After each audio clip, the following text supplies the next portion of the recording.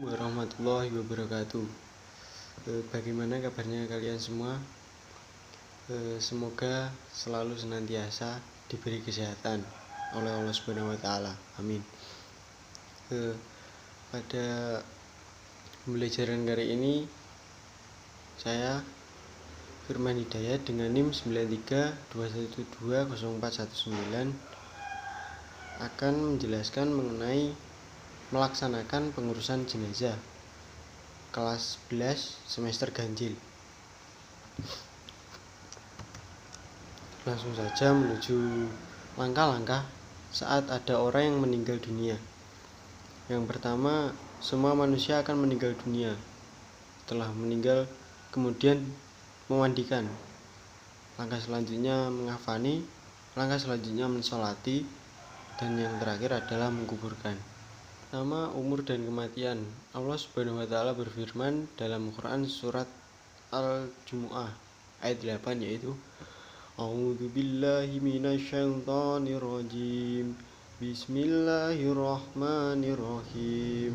Qul innal mautal ladzi tafirruna minhu fa innahu mulaqikum tsumma yuradduna ila alimil ghaibi wasyahadati fayunabbiukum bima kuntum ta'malun.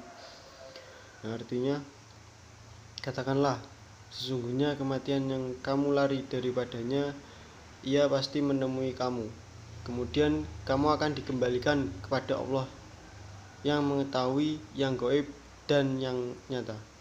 Lalu Dia berikan kepadamu apa yang telah kamu kerjakan. Quran surat Al-Jumu'ah ayat 8. Kenapa harus ada kematian? Begitu juga kenapa ada kehidupan. Keduanya siklus hidup yang harus dilalui manusia. Hidup berarti pilihan, tergantung manusia mau memilih di jalan kebenaran atau keburukan. Allah Subhanahu wa taala sudah memberikan segalanya saat manusia berada di dunia, diberinya panca indera, akal, kolbu, atau hati nurani, diturunkan para nabi dan rasul agar diteladani, dan diantaranya dibarengi dengan wahyu.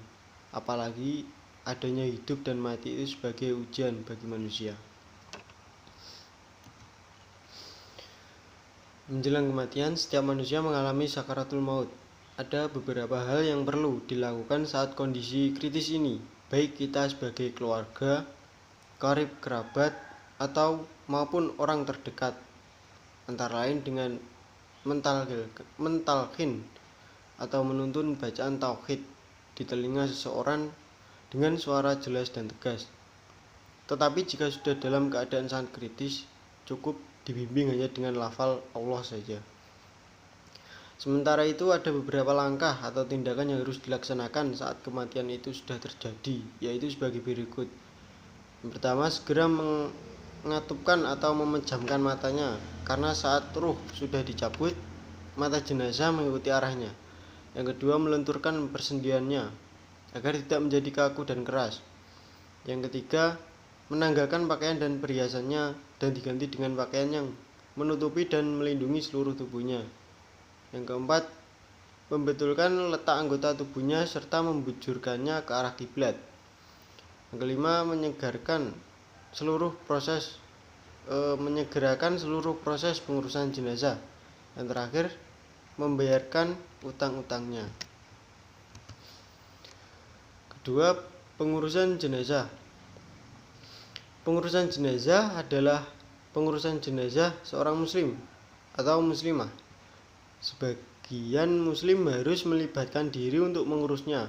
Tidak boleh semuanya abai, cuek, atau masa bodoh. Meskipun hukumnya fardu kifayah, kecuali bila hanya terdapat satu orang saja, maka hukumnya fardu ain. Maksud dari fardu kifayah adalah jika sebagian kaum muslimin sudah melaksanakan, maka kaum muslimin yang lainnya tidak terkena kewajiban atau dosa. Sebaliknya, jika tidak ada satupun, maka berdosa semuanya. Tentu yang terkena dosa adalah kaum muslimin yang berada tidak jauh dari tempat tinggal jenazah. Pengurusan jenazah meliputi 4 kegiatan. Yang pertama memandikan, yang kedua mengkafani, Yang ketiga menyolatkan, dan yang terakhir adalah menguburkan. Yang pertama yaitu memandikan. Berikut syarat jenazah dimandikan. Yang pertama, beragama Islam, didapati tubuhnya walaupun hanya sebagian. Yang ketiga, bukan karena mati syahid atau mati dalam peperangan membela agama Islam. Syarat-syarat orang yang memandikan jenazah adalah: pertama, muslim, berakal dan balik. Yang kedua, berniat memandikan jenazah. Yang ketiga, kepribadiannya jujur dan soleh. Keempat, terpercaya, amanah dan mengetahui hukum memandikan mayat serta dapat menjaga aib jenazah. Yang kelima, jenis kelamin sama.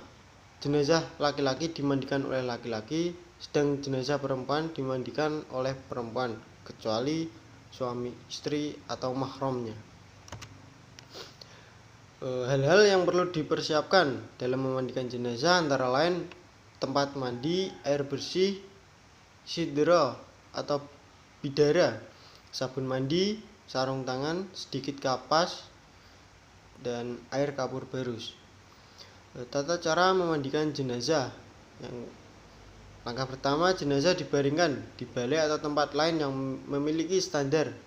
Hindari dari terkena hujan, sinar matahari, dan tertutup. Yang kedua, diperintahkan menutupi mayat dengan pakaian yang melindungi seluruh tubuhnya agar auratnya tidak terlihat. Yang ketiga, pihak yang memandikan memakai sarung tangan. Air yang digunakan untuk memandikan mayat adalah air yang suci. Langkah yang keempat, menyiram air ke seluruh badan secara merata dari kepala sampai ke kaki.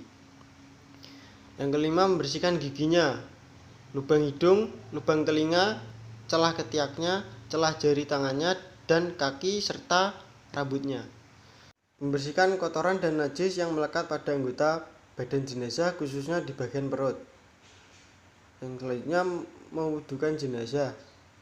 Yang terakhir, disirami dengan larutan kapur barus dan harum-haruman. Langkah yang kedua adalah mengkafani. Mengkafani jenazah adalah menutupi atau membungkus jenazah dengan sesuatu yang dapat menutupi tubuhnya, walau hanya sehelai kain dari ujung rambut sampai ujung kaki. Meskipun para fuqaha atau ahli fikih memilah antara batas minimal dan batas sempurna. Kain kafan yang dipergunakan hendaknya berwarna putih dan diberi wewangian.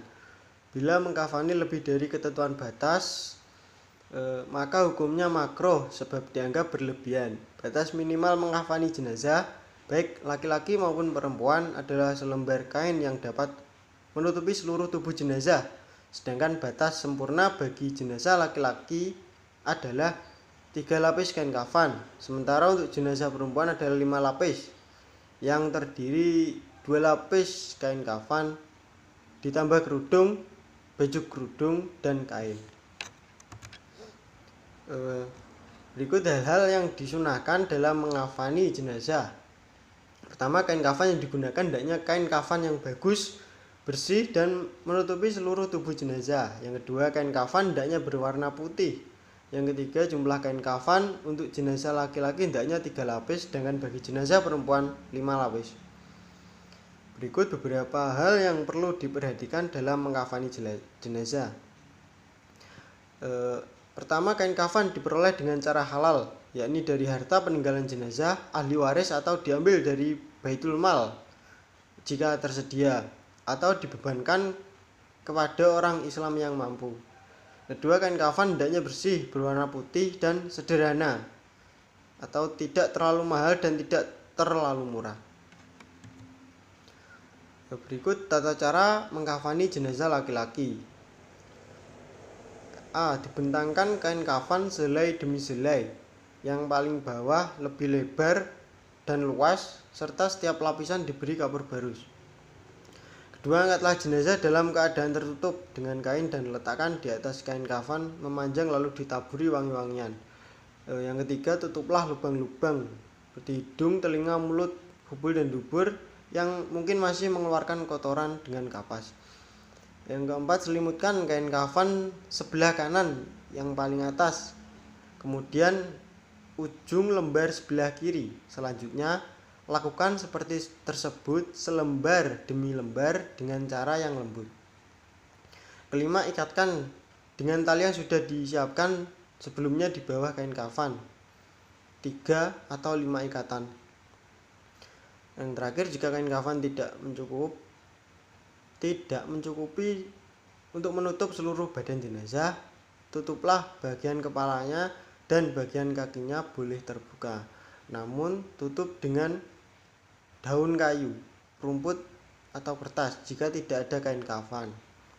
Kecuali sekedar menutup aurat, tutuplah dengan apa saja yang ada. Kain kafan untuk jenazah perempuan terdiri dari 5 lembar kain. Urutannya adalah sebagai berikut. Lembar pertama untuk menutupi seluruh badan, lembar kedua sebagai kerudung kepala, lembar ketiga sebagai baju kurung, lembar keempat menutup pinggang hingga kaki, lembar kelima menutup pinggul dan paha. Berikut tata cara mengkafani jenazah perempuan. Pertama, susun kain kafan yang sudah dipotong-potong untuk masing-masing bagian dengan tertib. Lalu angkatlah jenazah dalam keadaan tertutup dengan kain dan letakkan di atas kain kafan sejajar serta ditaburi dengan wangi-wangian atau dengan kapur barus. 2. Tutuplah lubang-lubang yang mungkin masih mengeluarkan kotoran dengan kapas. Yang ketiga, tutupkan kain pembungkus pada kedua pahanya. Yang keempat, pakailah sarung juga baju kurungnya. Yang kelima, rapikan rambutnya lalu julurkan ke belakang. Yang keenam, pakaikan kerudung. 7. Membungkus dengan lembar kain terakhir dengan cara menemukan kedua ujung kain kiri dan kanan lalu gulungkan ke dalam. Yang terakhir, ikat dengan tali pengikat yang telah disiapkan. Agar kalian lebih memahami tentang tata cara untuk mengurus jenazah, saya beri soal. Berikut ada 5 soal yang bisa dijawab. Oke, sekian dan terima kasih. Semoga apa yang saya sampaikan dapat bermanfaat. Akhirul kalam. Assalamualaikum warahmatullahi wabarakatuh.